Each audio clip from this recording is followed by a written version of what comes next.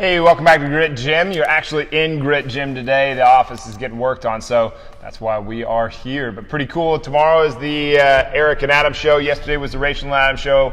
Go back and watch that one with Rach, because that one, she slayed. She just laid down some real good information and experiences from her own life that have led to why she thinks the way that she does think and how much she's grown to be able to do that.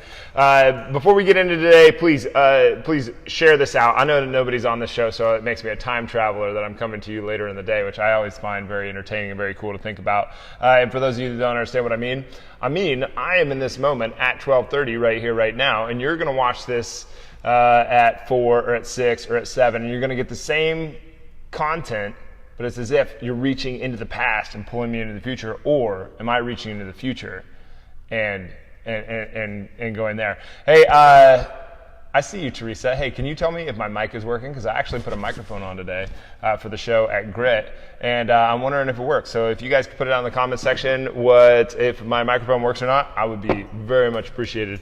But today we're going over, I wrote this at a conference. Like when I go to conferences, and I know we talk about going to conferences quite a bit, but I really think we don't get any money out of going to conferences. We don't get any money. Awesome. Thank you. But we don't get any kickback for going to conferences or anything like that. I just think you need to get out of your comfort zone. You need to go do things that are different. And one of the things that we're trying to do, we're wrapping our head around, can we do one a month is the next year's goal. Can we do one a month, one conference a month, one on relationships, one on exercise, one on nutrition, one on wealth, one on mindset, one on all of these different things. Can we do one conference every single month? Rachel and I is what I'm meaning there. And when I go to conferences, a lot of the time I'm sitting there and usually we've gone and we've gotten a cup of coffee and we're sitting there and we're listening, and the energy in the room, I swear, even if the speakers didn't speak, the energy in the room would just be enough to get your mind rolling in a different way than it was thinking beforehand. And it pushes you, I probably only listen to the speakers about half the time because my brain is just working at a totally different level. And it's pretty wild. And the stuff that I write down, and when I go back and I relook at it, I have all these little notes, and they're almost always notes like this. They're almost always all capped. And what I wrote down this time was the only reason you're stupid is because you believe it. And sometimes it's about me, sometimes it's about other people. This one is very much a personal thing, a personal realization. When Ali and I were having this talk the other day around reading. Ali has certain assignments. He works out here at Grit Gym, but everybody that works here, including myself, has certain assignments along the way. You have to read this book and then you write 500 words. Read this book, write 500 words. Read this book, go to this conference, do this thing, watch this video, and then write 500 words. So about a half a page to a page, you just write something real quick. Doesn't have to be typed up. Doesn't have to be doesn't even have to have periods or any kind of grammatical anything. It's just show that regurgitate some information. And that's not for me to know that they did the assignment, or partly, but it's more for them to have to renegotiate or rethink what they actually learned from it, because that's when you actually apply. When you really start learning something, I didn't really start understanding strength and conditioning until I started teaching it. I had read I don't know how many books on strength and conditioning before I actually started coaching it. When I started coaching it, all of a sudden this huge understanding of expansion happened because I was teaching what I was learning, and I was continuing to learn and then teach that and continuing to learn and then teach that, and it was a whole new level of understanding. But the only reason you are stupid is because you believe it. One of the things, I grew up, I think a lot of people grow up, and when I say this, I use ADD and dyslexia and what most people call learning disabilities to break the language barrier, because I don't believe that they exist. I really don't. I don't believe that ADD, dyslexia, ADHD, and all this crap. I don't think that it exists. I think that is a portion of your. I think it's a negative perspective to categorize these and to put you in this demographic. Be like the ADD community, the ADHD. I think it's silly. But regardless of that, let's keep that as the language from here on. But I think it's a part of your personality. I think it's who. It's just like some people they're just wired a little bit different, and there's nothing wrong with that. But we position this as like a disability, and as we go through this, and as Ali and I were talking, I was like, dude, it is not a disability, and you're going to see that as we go along. It is not a disability. It is a gift. It is a gift. But the only reason you are stupid is because you believe it. Started way far back. To go back with my own story, like school just was kind of not happening, right? Just kind of wasn't happening, kind of wasn't happening, kind of wasn't happening. I remember getting called in the office, and my parents were there, and now finding out later, it was basically like, they're like, Adam is so far behind that it's insane. All he wants to do, like, I remember what it was like. All I wanted to do was go to recess, and they just wanted me to sit in this chair while the teacher wrote boring crap on the board. Like, why would any 6-year-old boy want to do that, right? I wanted to go to recess. I wanted to play football. I wanted to do my own thing. I didn't want to do that boring stuff. Anyway, so you've got this little boy, and this happened. I think you'd be amazed at how many people, if you talk to them, you ask them questions, they will give you the exact same story. Is that they came into a meeting with their parents, the teacher said they're way behind. They go to a doctor, the doctor does a bunch of tests on them, a bunch of memory tests, a bunch of reading tests, a bunch of comprehension tests, a bunch of computer-based tests, all of these different tests, and it comes out, and then they have a meeting with your parents, and they basically say, they lay out this, I don't remember what the actual verbiage was, but it's basically, you're stupid, you're never going to amount to anything. You'll be lucky to hold down a job. You're going to need a lot of help along the way. I don't think you're ever going to amount to anything. That's what everybody hears that like goes into this like ADD space, and they believe that they are stupid. They believe that they can't do it. They believe they are a slow learner, and they get labeled with this. You have attention deficit. You have dyslexia. You read backwards. I have never read backwards in my fucking life. It is not reading backwards. Like little things that you might do, little things you have to be aware of. Like you might skip down lines, you might have trouble going back to the original portion of the line, little things like that. But everybody has that. Maybe people that are categorized in this dyslexic category have a little bit more trouble with that. I don't know. But I think it's really silly. Like you tell these little kids you're a slow learner, you have trouble reading, and you give them that expectation, and then they go out and they prove it. They prove you right, because they believed you. Okay, so I believed I was stupid. I believed I was a slow learner. I believed I couldn't read. And then what happens? You live up to the expectation that you believe. And then they were right. You were right. But that's the lie. The reason you are stupid, the only reason that you could possibly be stupid, is because you actually believed that you were stupid. It is a lie. I am not a slow learner. And even if I was, like the difference between a slow learner and a fast learner, like I've been around people that really think that they're fast learners. And I've really, like because I was always told that I was a slow learner, and I'm super analytical anyway, I'm like, what makes them a fast learner? What makes them a fast learner? How are they doing this? If I can figure out what they do and how they do it, then I'm going to do what they do and I'll be able to do it. You know what they do? They take shortcuts. They take shortcuts and they only go so deep. You know, like when I get a subject, I'm going to go depth. I'm going to go crazy depth of understanding. I mean, wild, crazy depth of understanding. I'm going to wrap my head. I'm going to spend mountains of time marinating in my brain to wrap my head around the full circumference of that idea. Fast learners, they understand this much of it, and that's enough for them. That's the difference between a fast learner and a slow learner. And I've talked with a lot of other people that think like me, that are in this like ADD, dyslexic, sort of whatever you want to call it, that got categorized as this, and they say similar things to what I say. They're like, yeah, I think they're like, yeah, I mean, I'm a slow learner. I don't, and this is if they've explored it a little bit. But Ali and I were talking. Ali works out here. He's talking about, man, it's so hard to read. It takes me so long to read stuff. And he's saying it like positioning as a negative. I did this for way too long. I'm telling you about a mistake, about an error that I made. I did this for like years. I mean, like maybe 25 years. And I'm talking about 25 years from the time that I learned how to read. So if I learned how to read at 6, and I had all these tutors. By the way, Brenda Bean is a fucking saint. If she's watching this, which she tunes into the show every now and then, but she was my tutor. Teaching me how to read, I think like before or after 2nd grade, and we would sit there and oh my God, she just was so amazingly patient with me as I sounded out all these words. I think back on that, and we actually made a tape. We read the same book every time that I went to her at the end of our like session or whatever. We'd read the same book, and then at the end of the summer, I read the book on tape, and then she was like, "Now you have to make your parents play this," and I hid the tape. I was like, "I can't let them listen to this." And anyway, we played it. I remember it playing in my dad's truck. And anyway, it was kind of an interesting experience. I was like, oh shit, oh shit, oh shit, oh shit, what's he gonna say?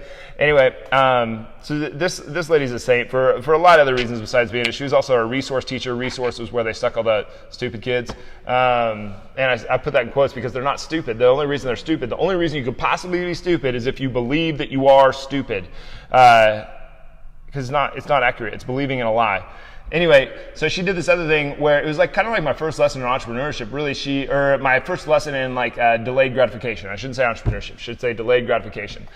So what she did, she had this point system, and you could, if you read or if you did something basically courageous, like you got up in front of the class and you read something, which was really uncomfortable for us, right? Because we've been told that we're stupid and that you can't do that. So we get up in front of the class and we get points, and then we could use those points to buy like Jolly Ranchers and different like knick-knack things like that. And I was like, well, can we not use our points every day? And she said, yes, you can accumulate your points however you want. So by the end of the year, I had all these points and I just got to clean her out. She apparently thought it was awesome because she thought she was going to have to throw everything away. Anyway, that's delayed gratification. Delayed gratification is a super powerful thing. Back to Ali, and this is going all over the place. Back to Ali. Ali and I are sitting there talking, and we're talking about reading slow. And the thing is, everybody that thinks they're a fast reader, I don't think that they're necessarily a fast reader. I think they skip enough to comprehend the bare minimum. And that's fine. It makes you read a large volume of things, and maybe you can understand it all. But the thing with a slow reader and having to concentrate on every word, and then once you get to the end of the sentence, having to renegotiate and push that into your brain and ask, and like basically hit the save button every time you get to a period, and read another sentence, hit the save button, read another sentence, hit the save button. That conscious awareness and that discipline and that the time that you spend marinating on that one sentence, it is not a negative. That is a gift. That is something that no one will ever be able to take away from you, for one. And it's an extremely powerful thing. That amount of discipline that people that have to do that, the people that have to hit the save button, because that's really more like what attention deficit is. That's the best explanation I could ever give for attention deficit. It's less, if it is a real thing. The best explanation that I've ever heard and the other best explanation I've ever come up with is that it's much like if you closed a document on your computer and you didn't hit the save button first. You still have it somewhere, but you don't know how to access it. It's not quite there the same way that it was while you were reading it. But that slow thing is not, you're not a slow learner. Fast learners just take more shortcuts. And the depth that you'll go with the idea is very, very powerful. Just going to a superficial amount, I think we greatly underestimate how much power we have, but I think we also greatly underestimate the amount of work involved with being able to accomplish something. And then I think we also greatly underestimate how well we have to understand something to really get everything out of it. I've told the story on here before, but everybody knows the moral of the story, the tortoise and the hare. Everybody makes an error on this. They think that it's about going slow and steady. That story is not about going slow and steady. Every single race that has ever been run was won by the person who ran the fastest, not by the person who was slow and steady. Every race, even long distance. It doesn't matter if you're running an ultra marathon, the person who ran the fastest won the race. Slow and steady does not win the race. Fast speed wins the race. The hare underestimated its opponent, the tortoise. The hare was faster. The hare took a nap. The hare underestimated its opponent and lost. It's not a story about slow and steady. It is a story about not underestimating your opponent. The thing is, we're all the hare. Every single one of us. Every single one of us tries to hope that we're the tortoise, but you don't want to be the tortoise in the first place. You want to be the hare, but you want to be the hare that doesn't underestimate its opponent. Blow them out of the water, right? So the moral of the story is, one, don't underestimate your opponent, don't underestimate yourself, and don't underestimate how well you need to understand something, because we're all the hare. But all of this stuff, it's a gift. And Rach and I both we're told attention deficit, dyslexic, learning disabled, blah, blah, blah, at a very early age. She's an extremely smart, extremely intelligent female. I should say person. Anyway, she's so much mental capacity. It's kind of insane. And the reason I know that is because I don't know how she gets anything done.